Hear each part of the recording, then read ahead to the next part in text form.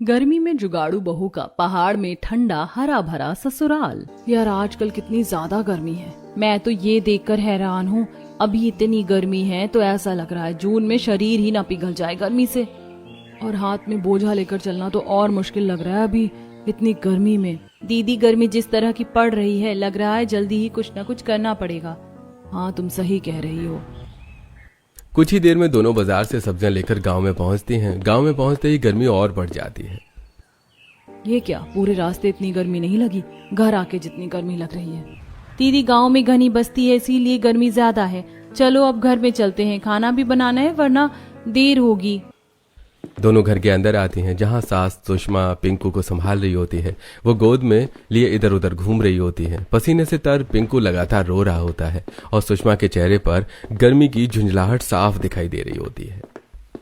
आ गई बहू, ले अब तो अपना बच्चा संभाल। देख कितनी जोर जोर से रो रहा है। इतनी गर्मी में मैं भी परेशान हो गई हूँ इसे संभालते संभालते।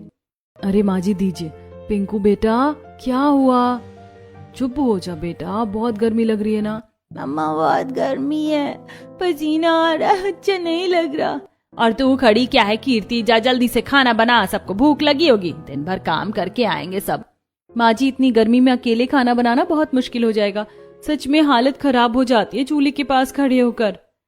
श्वेता जी आप थोड़ा साथ में मदद कर दो ना, जल्दी बन जाएगा और मुझे भी थोड़ी राहत मिल जाएगी। भाभी मुझे भी बहुत गर्मी लग रही है, ऊपर से कॉलेज का असाइनमेंट भी पूरा करना है, आज तो बिल्कुल टाइम नहीं है मेरे पास।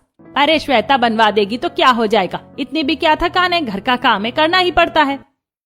माँ आप बोल रही हो तो ठीक है, लेकिन जल्दी खत्म कर लेते हैं। इसके बाद कीर्ति और श्वेता रसोई में जाती हैं। अंदर घुसते ही गर्मी का तेज झोंका लगता है। चूल्हे के पास खड़ा होना जैसे सजा बन गया हो। हाय राम, यहाँ तो बाहर से भी ज्यादा गर्मी है, लगता है आज तो जान ही निकल जाएगी। सच में ऐसा लग रहा है जैसे ओवन में खड़े हैं हम, लेकिन क्या करें, खाना तो बनाना ही पड़ेगा। दोनों जल्दी जल्दी सब्जी काटती हैं, आटा गूंथती हैं और दाल चढ़ा देती हैं। गर्मी के कारण दोनों के चेहरे लाल हो जाते हैं और कपड़े पूरी तरह से भीग जाते हैं। श्वेता थोड़ा पानी दे दो ना, गला सूख गया है। लो भाभी मैं भी पी लेती हूँ, सच में आज तो बहुत ज्यादा गर्मी है। कुछ ही देर में सब्जी और दाल बन जाती है और सिर्फ रोटी बनाना बाकी होता है। दोनों की हालत इतनी खराब हो चुकी होती है कि वो रसोई से बाहर आकर दरवाजे के पास बैठ जाती है। बस भाभी अब मुझसे नहीं हो रहा, थोड़ी देर आराम कर लेते हैं फिर रोटी बना लेंगे। हाँ बिल्कुल, अभी तो ऐसा लग रहा है जैसे चक्कर आ जाएगा, थोड़ी देर बाद बना लेंगे। दोनों दरवाजे पर बैठी होती हैं, तभी सामने वाले घर से पड़ोसन कमला उन्हें देख लेती है और मुस्कुराते हुए पास आ जाती है। अरे वाह क्या बात है, आज तो खाना जल्दी बन गया लगता है, तभी दोनों ननद भाभी दरवाजे पर बैठी हवा खा रही हैं। हाँ आप तो खुद तो ऐसे मजे ले रही हो और हमें ताने दे रही हो। अरे मैं तो मजाक कर रही थी, पर सच बताऊं तुम लोग भी घर में एसी लगवा लो या कम से कम कूलर ही, इतना भी क्या गरीबी करो ना, आजकल हर घर में कुछ ना कुछ होता है। कमला की बात सुनकर श्वेता का चेहरा उतर जाता है, उसे बुरा लग जाता है लेकिन वो कुछ नहीं कहती। छोड़ो श्वेता, इन पड़ोसनों के मुंह मत लगा करो, बस बात बढ़ाती हैं। हाँ भाभी आप सही कह रही हो। उधर पहाड़ पर मोहन, राजीव, भवेश और प्रणव खेतों में काम कर रहे होते हैं। तेज धूप में काम करते करते सब पसीने से भीग चुके होते हैं।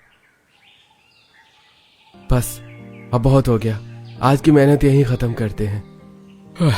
देखो शाम भी होने लगी है। हाँ बेटा सही कह रहा है, देर हो गई तो पहाड़ से उतरना मुश्किल हो जाएगा। चलो जल्दी चलते हैं वरना घर पहुंचते पहुंचते खाना ठंडा हो जाएगा और फिर हमारी बीवियां हमें ही डांटेंगी। अच्छा है मेरी तो शादी ही नहीं हुई, न कोई डांटने वाला न कोई टेंशन।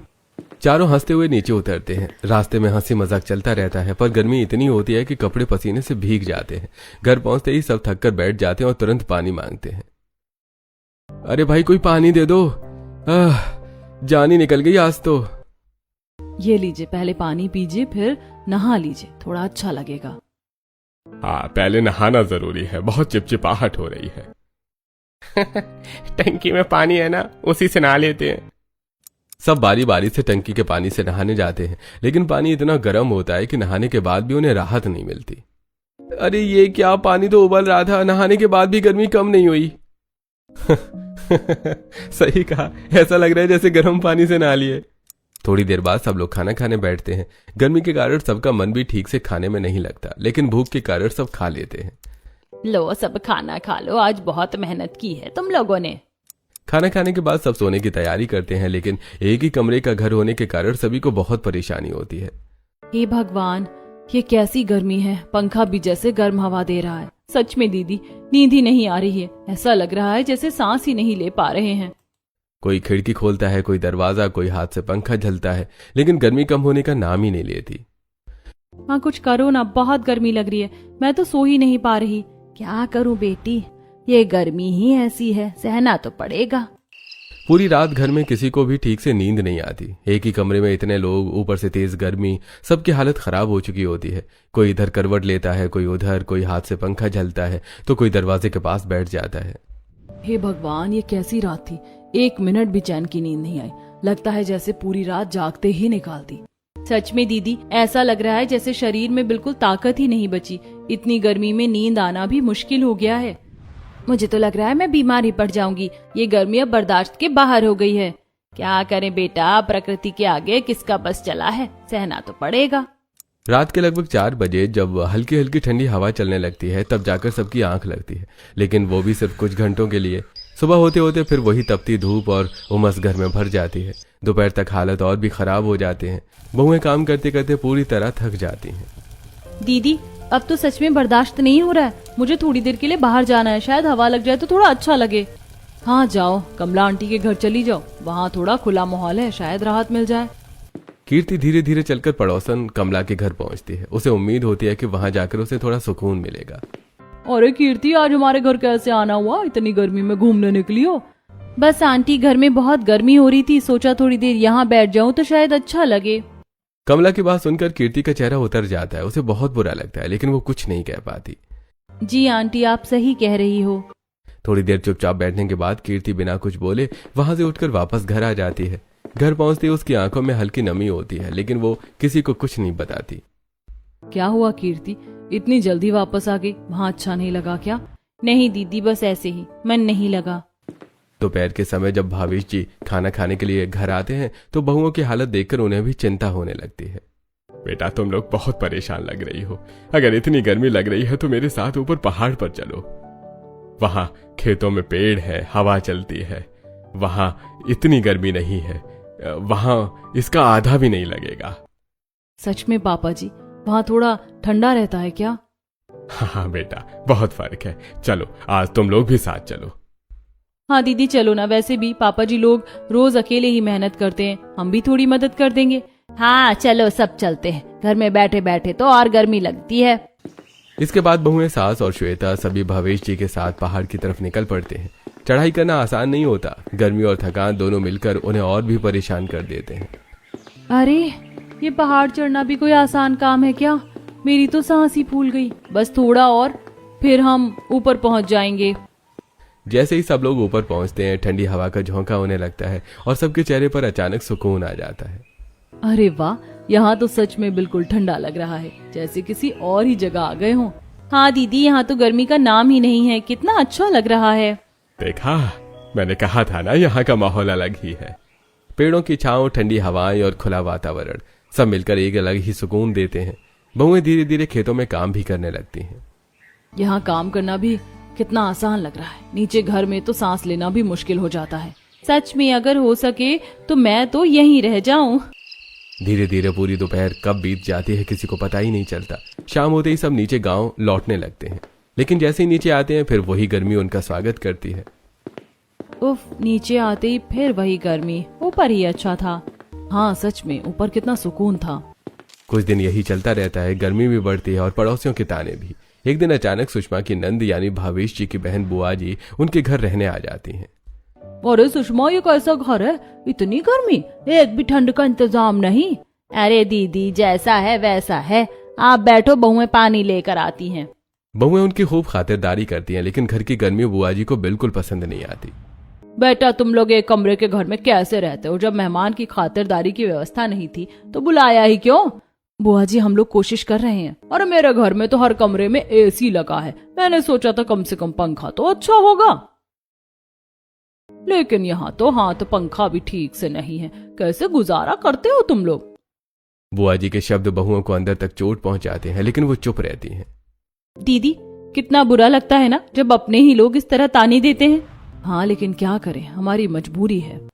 अगले ही दिन बुआ जी वापस चली जाती हैं, लेकिन उनके ताने घर का माहौल और भारी कर जाते हैं। अब बहुएं सिर्फ गर्मी से नहीं, पड़ोसियों और रिश्तेदारों के तानों से भी परेशान रहने लगती हैं। अगले दिन फिर वही तेज धूप, वही उमस, वही परेशानी। सुबह से ही घर का माहौल बोझिल हो जाता है। काम करते करते बहुएं थक जाती हैं और गर्मी से किसी का भी मन ठीक नहीं रहता। कीर्ति, आज तो लग रहा है कल से भी ज्यादा गर्मी है। सच में अब तो यहाँ रहना मुश्किल हो गया है। हाँ दीदी, कल पहाड़ पर जो ठंडक मिली थी ना, बस वही याद आ रही है। मन कर रहा है फिर वहीं चले जाएं।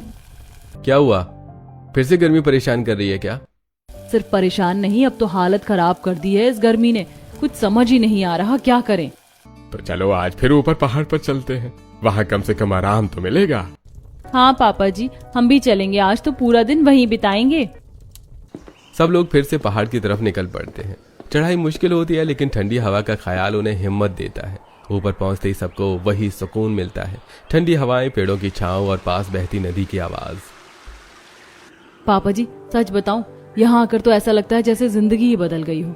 नीचे की गर्मी याद ही नहीं रहती। हाँ दीदी, यहाँ तो एकदम नेचुरल एसी चल रहा है, ना पसीना ना घुटन। कितना अच्छा लग रहा है। पापा जी एक बात कहूँ, अगर हम यहीं पर अपना घर बना ले तो? सभी एक पल के लिए चौंक जाते हैं, लेकिन मिताली की आंखों में उम्मीद साफ नजर आती है। क्या मतलब बहू, यहीं पर घर? हाँ पापा जी, देखिए ना, यहाँ ठंडक है, पेड़ है, हवा है, नीचे की तरह घुटन नहीं है। अगर हम यहाँ रहेंगे तो कम से कम गर्मी से तो बच जाएंगे। और पापा जी, यहाँ तो हमारा अपना खेत भी है, जगह की कोई कमी नहीं है। हम कहीं भी छोटा सा घर बना सकते हैं। हाँ बहू, बात तो तुम्हारी बिल्कुल सही है। यहाँ तो नदी भी पास में है, गुफा भी है, इतने सारे पेड़ हैं, इसलिए यहाँ ठंडक बनी रहती है। और सबसे बड़ी बात, यह हमारी अपनी जमीन है, किसी से पूछने की भी जरूरत नहीं है। तो फिर देर किस बात की, अगर सब तैयार है तो हम यहीं घर बनाएंगे। अगर इससे तुम लोगों को आराम मिलेगा तो मुझे भी कोई आपत्ति नहीं है। सभी के चेहरों पर एक नई उम्मीद आ जाती है, जैसे उन्हें अपनी परेशानी का हल मिल गया हो। अगले ही दिन से बहुएं पहाड़ पर शिफ्ट होने की तैयारी शुरू कर देती हैं। घर का सामान धीरे धीरे बांधा जाने लगता है। पड़ोस की औरतें ये सब देखकर ताने मारने लगती हैं। अरे वाह, ये क्या हो रहा है? घर छोड़कर भागने की तैयारी हो रही है क्या? एक कूलर तो लिया नहीं जाता और चले हैं पहाड़ पर रहने। अरे भाई, इतनी भी क्या गरीबी, कम से कम पंखा ही बढ़िया ले लेते। बहुएं उनकी बातें सुनकर भी शांत रहती हैं, लेकिन इस बार जवाब भी देती हैं। दीदी, कूलर इतना महंगा आता है कि हमारे महीने भर का राशन आ जाएगा। और जहाँ तक पहाड़ पर रहने की बात है, वहाँ सब कुछ नेचुरल है, हवा, पानी, ठंडक। हमें किसी मशीन की जरूरत ही नहीं पड़ेगी। अच्छा, देखेंगे कितने दिन टिकते हो वहाँ। बहुएं बिना उनकी बातों पर ध्यान दिए अपना सामान लेकर पहाड़ की तरफ निकल पड़ती हैं। मोहन, राजीव और प्रलय धीरे धीरे घर का राशन और जरूरी सामान ऊपर लेकर आते हैं। तीनों भाई मिलकर बांस काट कर लाते हैं और घर बनाने की तैयारी शुरू करते हैं। भैया, आज तो मजा आ जाएगा, अपना घर खुद बना रहे हैं। हाँ, और वो भी ऐसा जो घर हमें गर्मी से बचाएगा। उधर मिताली, कीर्ति और श्वेता नदी के पास जाती हैं और गीली मिट्टी और बालू वाली मिट्टी लेकर आती हैं। दीदी, ये मिट्टी कितनी अच्छी है, इससे दीवार मजबूत बनेगी। हाँ, इसे अच्छे से मिलाते हैं, फिर बांस के साथ लगाकर दीवार खड़ी करेंगे। धीरे धीरे सब मिलकर बांस और मिट्टी से दीवारें तैयार करते हैं। मेहनत ज्यादा होती है, लेकिन सबके चेहरे पर खुशी होती है। इसके बाद पुरुष लोग घास लेकर आते हैं। ये लो, छत के लिए घास भी आ गई। अब तो हमारा घर पूरा होने वाला है। बहुएं घास से छत बनाती हैं और नदी की गीली मिट्टी से खपरेल तैयार करती हैं। देखो, ये खपरेल छत पर डाल देंगे तो अंदर ठंडक बनी रहेगी। भाभी, आपने तो पूरा प्लान बना रखा है। मिताली मोहन से कहती है। जी, अगर राशन वाले के यहाँ से कुछ पुरानी बोरियां मिल जाए ना, तो ले आइएगा, काम आएंगी। ठीक है, कल देखता हूँ। अगले दिन मोहन जब राशन वाले के पास से गुजरता है तो उसे बहुत सारी पुरानी और खराब जूट की बोरियां दिखती हैं। अरे, यही तो चाहिए था, मिताली सही कह रही थी। वो सारी बोरियां लेकर पहाड़ वाले घर पर पहुंच जाते हैं। अरे वाह, ये तो बहुत काम आएंगी। बहुएं उन बोरियों को पानी में भिगोकर छत पर डालती हैं। इससे धूप सीधे अंदर नहीं आएगी और घर ठंडा रहेगा। कुछ ही समय में घर पूरी तरह से तैयार हो जाता है और अंदर एक अलग ही ठंडक महसूस होती है। अरे सच में अंदर तो बिल्कुल ठंडा है। बहुओं, तुम लोगों ने तो कमाल कर दिया। मिताली अपनी रसोई भी बहुत अच्छे से सेट करती है। देखो, अब हम मिट्टी के बर्तन इस्तेमाल करेंगे, इससे खाना भी ठंडा रहेगा और सेहत भी अच्छी रहेगी। हाँ बहू, मिट्टी के बर्तन में खाना खाने से शरीर भी ठंडा रहता है। अरे, यहाँ तो सब कुछ आसान हो गया। गांव में तो हर चीज के लिए पैसे देने पड़ते थे, और यहाँ सब कुछ अपने आप मिल रहा है। कितना अच्छा लग रहा है। शाम को मिताली मिट्टी के बर्तनों में खाना बनाती है। आज सब यहीं बैठकर खाना खाएंगे खुली हवा में। सब लोग साथ बैठकर खाना खाते हैं। ठंडी हवा चल रही होती है और कोई पसीना नहीं, कोई घुटन नहीं। सच में आज तो मजा आ गया। ऐसा सुकून तो कभी नहीं मिला। और ये सब हमारी मेहनत का फल है। रात होते ही सब आराम से सो जाते हैं। ठंडी हवा, शांत माहौल और चेहरे पर सुकून। अब समझ आया असली सुख क्या होता है। पहाड़ पर नया घर बन गया था। अब जरूरत थी आराम से सोने की। मिट्टी की दीवारें और घास की छत तो बन गई थी, लेकिन जमीन पर सोना अभी भी असुविधाजनक लग रहा था।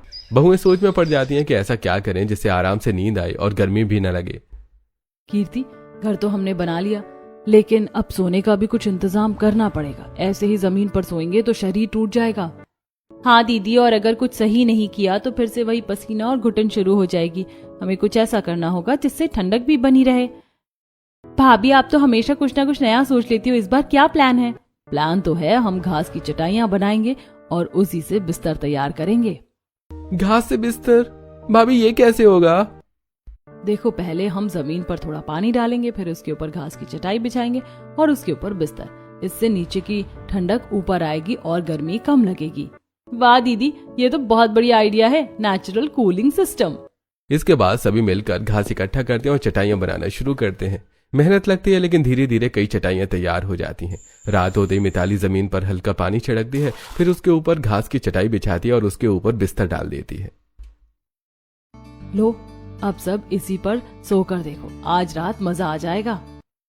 अगर सच में आराम मिला ना तो तुम्हें इंजीनियर मान लूंगा मैं। सब लोग उस पर लेटते हैं और कुछ ही देर में ठंडी ठंडी हवा और नीचे से आती ठंडक उन्हें सुकून देने लगती है। दीदी, सच में कितना ठंडा लग रहा है। आज तो पहली बार बिना पसीने के नींद आएगी।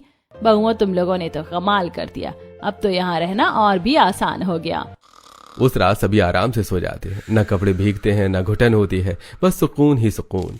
कुछ दिनों बाद एक दिन कीर्ति नीचे गांव के बाजार जाती है कुछ जरूरी सामान लेने। वहां उसकी नजर एक भंगार वाले की दुकान पर पड़ती है। भैया, ये वॉशिंग मशीन यहाँ क्यों रखी है? खराब है क्या? अरे बहन, मशीन में कोई खास खराबी नहीं है, बस इसकी बॉडी टूट गई है। अंदर का सब सामान सही है। सच में? मतलब मोटर वगैरह सब ठीक है? हाँ, अगर लेना हो तो ले जाओ, सिर्फ 200 रुपए में दे दूंगा। इतनी सस्ती? ठीक है भैया, मैं ले जाती हूँ। कीर्ति तुरंत मशीन खरीद लेती है और मोहन और राजीव को बुलाकर उसे पहाड़ पर ले जाने को कहती है। ये क्या उठा लाई तुम? पहाड़ पर वॉशिंग मशीन का क्या करोगी? यहाँ बिजली भी मुश्किल से आती है, ये कैसे चलेगी? बस थोड़ा इंतजार करो, मैं बताती हूँ क्या करना है। घर पहुंचकर कीर्ति सबको अपना आइडिया बताती है। देखो, गर्मी अभी और बढ़ेगी तो हमने सोचा है कि पहले से ही कुछ जुगाड़ कर लें। पुराने कूलर का मोटर और पंखा तो हमारे पास है ही। हम मिट्टी का नया कूलर बनाएंगे और इस वॉशिंग मशीन की बॉडी हम मिट्टी से बना देंगे। अंदर के पार्ट्स उसी में फिट कर देंगे। भाभी, ये तो बहुत बड़ा आइडिया है। अगर ये काम कर गया ना तो कमाल हो जाएगा। मेरी बहुएं हैं ही इतनी होशियार। सब इस आइडिया से सहमत हो जाते हैं और काम शुरू हो जाता है। बहुएं मिट्टी इकट्ठा करती हैं और कूलर का नया ढांचा बनाती हैं। पुराने कूलर से मोटर और पंखा निकालकर उसमें फिट कर देती हैं। देखो, हवा इस तरफ से आएगी और पानी से होकर गुजरेगी तो ठंडी हो जाएगी। बिल्कुल बिल्कुल देसी एसी बन जाएगा। वहीं वॉशिंग मशीन के लिए भी मिट्टी का ढांचा तैयार किया जाता है। इस तरह से हम इसे शेप देंगे, फिर अंदर सारे पार्ट्स लगा देंगे। वायरिंग में और राजीव कर देते हैं ताकि ये ठीक से चल सके। हाँ, सब सही से कनेक्ट करना पड़ेगा। कुछ ही समय में दोनों चीजें तैयार हो जाती हैं, एक देसी मिट्टी का कूलर और मिट्टी की वॉशिंग मशीन। वाह, ये तो किसी साइंस प्रोजेक्ट से कम नहीं है। इसके बाद कीर्ति एक पाइप लगाकर कूलर को नदी से जोड़ देती है। इससे पानी सीधे नदी से आएगा और कूलर चलता रहेगा। और ये जो पानी निकलेगा उसे खेत में भेज देंगे ताकि पानी भी वेस्ट ना हो। बहु, तुम लोगों ने तो पूरे सिस्टम को ही बदल दिया। अब जब भी थोड़ी गर्मी लगती, बहुएं कूलर चला देती और घर में तुरंत ठंडक फैल जाती। अरे, ये तो सच में एसी से भी बढ़िया है। और बिल भी नहीं आएगा। दोपहर के समय सब लोग पास की गुफा में जाकर समय बिताते, जहां और भी ज्यादा ठंडक रहती। यहाँ तो बिल्कुल हिल स्टेशन जैसा फील आता है। और फ्री में। धीरे धीरे बहुएं सोचती हैं कि क्यों ना यहाँ और हरियाली बढ़ाई जाए। अगर हम यहाँ पेड़ लगाएंगे तो और ठंडक बढ़ेगी। हाँ, और फल भी मिलेंगे, सब कुछ अपना होगा। वो नारियल, आम, अमरूद, अनार, पपीता जैसे पेड़ लगाती हैं। कितना अच्छा लग रहा है, जैसे अपना छोटा सा जंगल बना रहे हो। खेतों में भी हरी सब्जियां उगाई जाती हैं। जितना हल्का और ठंडा खाना खाएंगे शरीर भी उतना ठंडा रहेगा और मार्केट जाने की जरूरत भी नहीं पड़ेगी। वो खरबूजा और तरबूज भी उगाती हैं। अब तो गर्मी में भी मजे ही मजे हैं। हर सुबह मिताली नारियल तोड़ती और सबको नारियल पानी पिलाती। ये लो सब फ्रेश नारियल पानी पियो, अब तो शरीर भी ठंडा रहता है और मन भी खुश। समय धीरे धीरे बीतता है और उनकी मेहनत रंग लाती है। छोटे पौधे कब बड़े होने लगते हैं, खेतों में हरी सब्जियां लहलाती हैं, चारों ओर हरियाली और बढ़ जाती है। कीर्ति देखो तो हमारे लगाए हुए पौधे कितने अच्छे से बढ़ रहे हैं। सच में दिल खुश हो जाता है ये सब देखकर। हाँ दीदी, पहले जहाँ सिर्फ खाली जमीन थी अब वहाँ इतनी हरियाली है जैसे अपना छोटा सा स्वर्ग बन गया हो। और ये सब हमारी मेहनत का फल है। सच में भाभी, आप लोगों ने कमाल कर दिया। खेतों में टमाटर, लौकी, भिंडी, पालक, ककड़ी जैसी हरी सब्जियां खूब उगने लगती हैं। फलदार पेड़ों पर भी छोटे छोटे फल दिखने लगते हैं। अरे अब तो बाजार जाने की जरूरत ही नहीं पड़ेगी, सब कुछ यहीं मिल रहा है। सही कहा, अब तो खाना भी शुद्ध और ताजा मिल रहा है। लेकिन एक कमी अभी भी थी। गर्मी में ठंडा पानी और खाने को सुरक्षित रखने के लिए कोई ठोस इंतजाम नहीं था। दीदी एक बात कहूँ, सब कुछ तो हमने जुगाड़ कर लिया, लेकिन एक फ्रिज होना बहुत जरूरी है। हाँ, खासकर इस गर्मी में पानी ठंडा नहीं मिलता और खाना भी जल्दी खराब हो जाता है। तो अब क्या करेंगे? यहाँ बिजली का भी कोई भरोसा नहीं है। मैंने एक रील में देखा था, मिट्टी का फ्रिज बनता है बिना बिजली के। सच में? वो कैसे काम करता है? उसमें ऊपर से पानी डालते हैं और नीचे से पानी रिसता है, जिससे अंदर ठंडक बनी रहती है। टेम्परेचर भी काफी कम हो जाता है। भाभी, अगर ये काम कर गया ना तो फिर तो मजा ही आ जाएगा। दोनों बहुएं मिलकर मिट्टी का फ्रिज बनाने में लग जाती हैं। वो नदी से अच्छी चिकनी मिट्टी लाती हैं और धीरे धीरे उसका ढांचा तैयार करती हैं। दीदी, इसको थोड़ा मोटा रखना पड़ेगा ताकि ठंडक ज्यादा देर तक रहे। हाँ, और अंदर का स्पेस भी सही रखना होगा ताकि ज्यादा सामान आ सके। काफी मेहनत के बाद मिट्टी का फ्रिज तैयार हो जाता है। ऊपर पानी डालने की जगह और नीचे स्टोरेज का हिस्सा भी बना दिया जाता है। चलो अब इसे इस्तेमाल करके देखते हैं। वो ऊपर से पानी डालती हैं, धीरे धीरे रिसने लगता है और कुछ ही समय में अंदर ठंडक महसूस होने लगती है। दीदी, सच में अंदर तो ठंडा लग रहा है। देखो, मैंने कहा था ना काम करेगा। अब वो सब्जियां, पानी और खाना उसी मिट्टी के फ्रिज में रखने लगती हैं। मम्मी, ये फ्रिज तो बहुत अच्छा है, इसमें पानी भी ठंडा हो गया। भाभी, ये पानी तो बिल्कुल फ्रिज जैसा लग रहा है, नॉर्मल नहीं, एकदम ठंडा और फ्रेश। बहुओं, तुम लोगों ने तो घर को पूरा बदल दिया। इसके बाद बहुएं छोटे छोटे मिट्टी के बोतल भी बनाती हैं। इससे हम पानी भरकर फ्रिज में रखेंगे और जब पिएंगे तो और ठंडा लगेगा और प्लास्टिक का इस्तेमाल भी नहीं करना पड़ेगा। अब घर में हर चीज व्यवस्थित होने लगती है, लेकिन सोने के लिए अभी भी थोड़ी परेशानी रहती है। कीर्ति, हमें और बिस्तर बनाने होंगे ताकि सब आराम से सो सके। हाँ दीदी, 2-3 और घास के बेड बना लेते हैं।